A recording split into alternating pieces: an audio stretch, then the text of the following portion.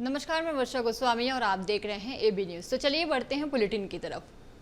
जांजगीर पहुंचे deputy CM Vijay Sharma ने नक्सल मुद्दे पर बड़ा बयान दिया है। डिप्टी सीएम ने कहा कि नक्सलियों पर सरकार बात करने को तैयार है। उन्होंने कहा कि कांग्रेस ने जब छत्तीसगढ़ में सरकार बनाई थी तब ईवीएम मशीन ठीक थी, ईवीएम पर सवाल उठाना गलत है। मैं कवर्धा का विधायक हूँ। कवर्धा में जब मोहम्मद अकबर चुनाव जीते थे तो क्या वो मुसलमान नहीं थे और कवर्धा की जनता हिंदू नहीं थी? तब हिंदू मुस्लिम नहीं हुआ। और जब आज वो हार गए प्रचंड मतों से तो हिंदू मुस्लिम हो गया, हुआ कि नहीं हुआ? ऐसी बताया गया सबको। जब पिछली बार इनकी प्रचंड बहुमत की सरकार बनी इनकी कांग्रेस की, तब ईवीएम ठीक था, अभी ईवीएम गड़बड़ हो रहा है, वो हार का डर सता रहा है। भैया ऐसे नहीं होता है। आप एक बात करो भैया तो आपकी बात में कोई विश्वसनीयता होगी। पूर्व मुख्यमंत्री कमलनाथ छिंदवाड़ा की सौसर विधानसभा पहुंचे, जहां उन्होंने कांग्रेस प्रत्याशी नकुल नाथ के लिए प्रचार किया। वहीं जनसभा को संबोधित करते हुए कमलनाथ ने छिंदवाड़ा की विकास की गाथा जनता को सुनाई और आखिरी दम तक छिंदवाड़ा की सेवा करने की बात कही। बता दें कि छिंदवाड़ा कांग्रेस का गढ़ माना जाता है। यहाँ कमलनाथ की प्रतिष्ठा पर दाव लगी है।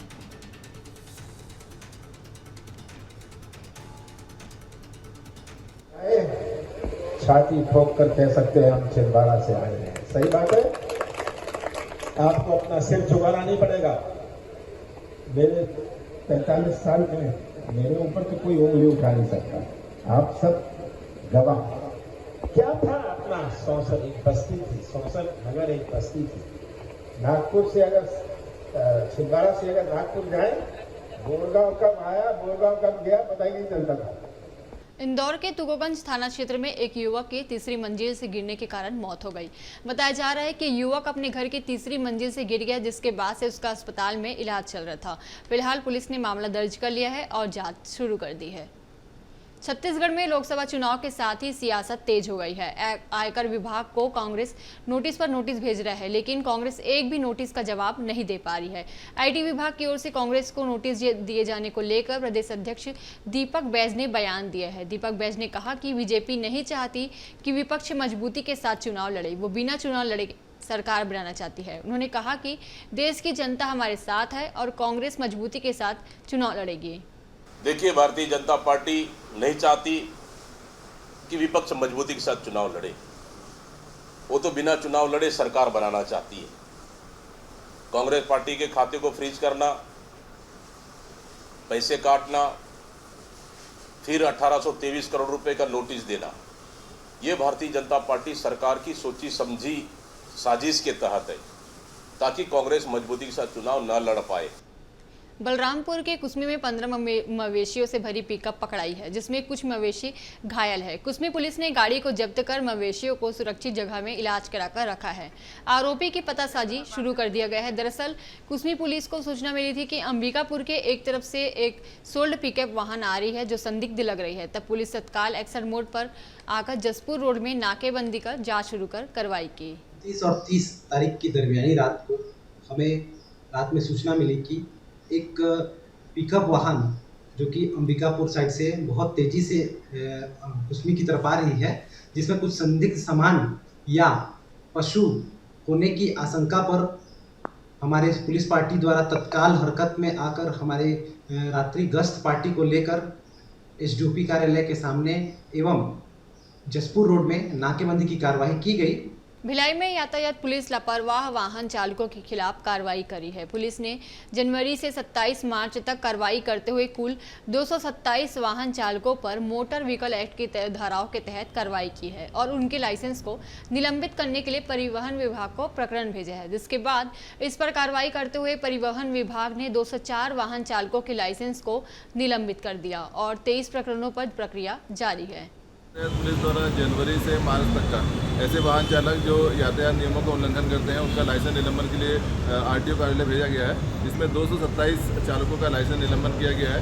इसमें कुछ प्रावधान है, माननीय सुप्रीम कोर्ट की गाइडलाइन है। जैसे कोई व्यक्ति शराब पी के वाहन चलाता है, मोबाइल से बात करते हुए वाहन चलाता है, रॉन्ग साइड वाहन चलाता है, खतरनाक ढंग से वाहन चलाता है, माल वाहक में सवारी लेके वाहन चलाता है या फिर ओवरलोड वाहन चलाता है, तो ऐसे वाहन चालकों का हम लोग लाइसेंस निलंबन के लिए परिवहन विभाग भेजते हैं। गढ़चिरौली छत्तीसगढ़ सीमा पर पुलिस ने माओवादी शिविर को ध्वस्त कर दैनिक सामग्री जब्त की है। एएसपी यतीश देशमुख के नेतृत्व में सुदूर इलाकों में माओवादी विरोधी अभियान चलाया गया। टीम ने 450 मीटर ऊंची पहाड़ी पर माओवादियों का एक बड़ा ठिकाने को नष्ट कर दिया है। वहीं पुलिस के आने की भनक लगते ही नक्सली भाग निकले। गढ़चिरौली पुलिस के मुताबिक माओवादी आगामी लोकसभा चुनाव के मद्देनजर विनाशकारी गतिविधियों को अंजाम देने की योजना बना रहे हैं और छत्तीसगढ़ के मानपुर मोहल्ला में डेरा डाले हुए हैं।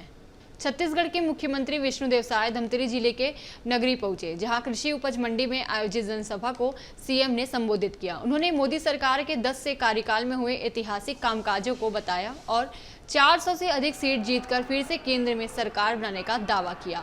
वहीं मीडिया से चर्चा के दौरान सीएम ने कांग्रेसियों पर तंज करते हुए दिमागी संतुलन बिगड़ने की बात कही। बता दें कि जनसभा के बाद मुख्यमंत्री विष्णुदेव साय ग्राम डोंगाडूला में साहू समाज की ओर से आयोजित कार्यक्रम में शामिल हुए।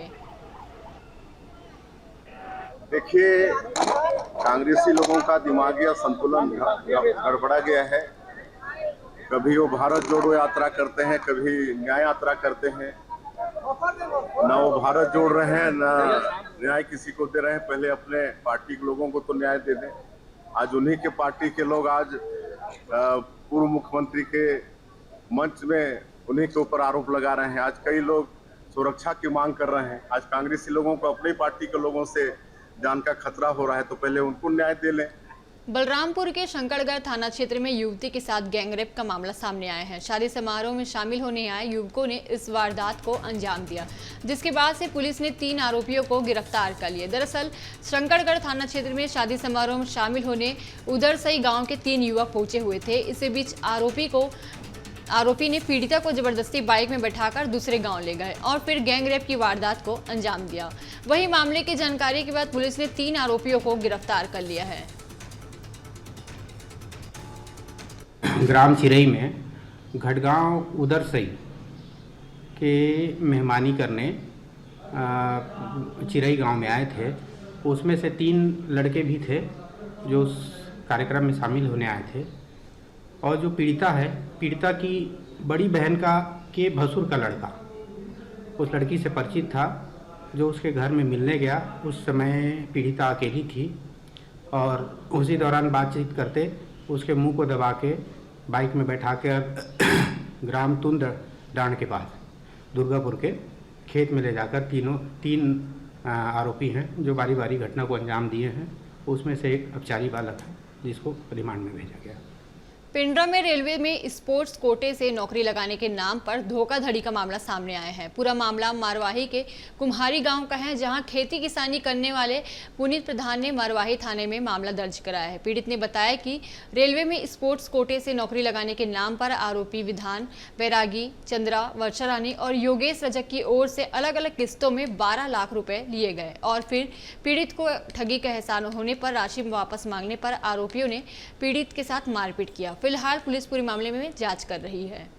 छत्तीसगढ़ के पूर्व मुख्यमंत्री और राजनांदगांव लोकसभा से कांग्रेस प्रत्याशी भूपेश बघेल ने डिप्टी सीएम विजय शर्मा के बयान पर निशाना साधा है। डिप्टी सीएम विजय शर्मा के नक्सलियों वाले बयान पर जवाब देते हुए कहा कि लगता है डिप्टी सीएम विजय शर्मा की स्मृति क्षीण हो गई है। अभी वो नौजवान है, लेकिन उसकी बातों से ऐसा ही लग रहा है। हम लोग सरकार में थे तो 3 भाजपा के कार्यकर्ताओं को नक्सलियों ने मारा, तो ये बोलते हैं ये टारगेट किलिंग हो रहा है। 5 साल में 3 और ये 3 महीने में 3 भाजपा कार्यकर्ता को नक्सलियों ने मार दिया। तो गृह मंत्री हैं आप, आपसे संभल नहीं रहा है। इसी कवर्धा में 13 हत्याएं हो गई, 23 बलात्कार हो गए, दर्जनों और प्रकरण हो गए। आपसे कवर्धा भी नहीं संभल रहा है, न प्रदेश की कानून व्यवस्था संभल रहा है। राजधानी में रोज आए दिन चाकूबाजी हो रहा है, रोज हत्याएं हो रही है, रोज शिकायतें आ रही है। आपसे संभल नहीं रहा है। आप तो विष्णु भोग लगाने में लगे हैं लगता है। बालोद में वित्तीय वर्ष के आखिरी दिन रविवार को भी रजिस्ट्री कार्यालय खुला रहा, जिसके चलते आज बड़ी संख्या में जमीन की खरीदारी और बेचने वालों का जमावड़ा लगा रहा। सुबह से ही दस्तावेज, लेखक और स्टाम्प विक्रेताओं के पास लोगों की भीड़ देखने को मिली। जिले के सभी रजिस्ट्री कार्यालय सुबह 10 बजे से शाम 7 बजे तक खुले रहे, लेकिन सुबह 8 बजे से ही लोग बड़ी संख्या में कार्यालय पहुँच गए थे। बहुत लोग आ रहे हैं रजिस्ट्री कराने के लिए। हम सुबह से बैठे हैं, हमारे पास आज समय नहीं है रजिस्ट्री करने के लिए, बहुत लोग भीड़ आ रही है आज। 5 साल से रजिस्ट्री के भाव नहीं बढ़ा, उसमें क्या फर्क है?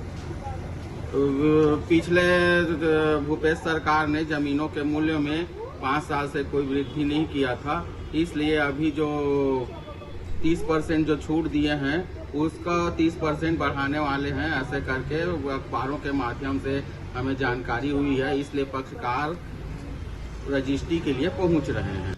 बिलासपुर लोकसभा से कांग्रेस प्रत्याशी देवेंद्र यादव लोरमी के लालपुर धाम पहुंचे। इस दौरान उन्होंने कहा कि पिछले 3 दशकों से बीजेपी के प्रत्याशी बिलासपुर से सांसद रहे, लेकिन वो 5 कोई बड़ी उपलब्धि नहीं बता सकते जो उन्होंने बिलासपुर का लोकसभा की जनता को बीजेपी के सांसदों की ओर से दिलाई गई हो। उन्होंने कहा कि बीजेपी के नेताओं को अहंकार हो गया है, बिलासपुर लोकसभा बीजेपी का गढ़ है। लोकसभा चुनाव के तारीखों के ऐलान से पहले ही देश भर में सियासी गतिविधि शुरू हो गई है। बस्तर लोकसभा सीट पर कांग्रेस और भाजपा का शुरू से ही दबदबा रहा है। यहां कभी कांग्रेस तो कभी भारतीय जनता पार्टी पर मतदाताओं ने भरोसा जताया है। पहले चरण में 19 अप्रैल को यहां मतदान होना तय है। इस क्षेत्र में चुनाव को लेकर प्रदेश अध्यक्ष दीपक बैज ने केंद्र पर निशाना साधा है। उन्होंने मोदी के 10 साल के कार्यकाल को जुमलेबाजी करार दिया है।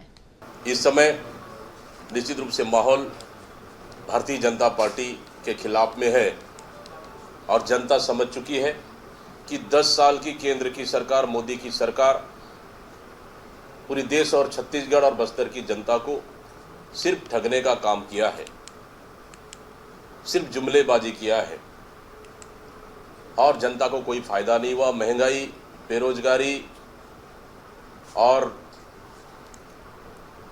ये चरम पर है, जनता को कोई राहत नहीं। इन सब मुद्दों को लेकर हम जनता के बीच में जा रहे हैं, तो निश्चित रूप से इसका फायदा कांग्रेस पार्टी को जबरदस्त मिलेगा। इसी के साथ इस बुलेटिन में बस इतना ही। आप बने रहिए AB न्यूज़ के साथ। नमस्कार।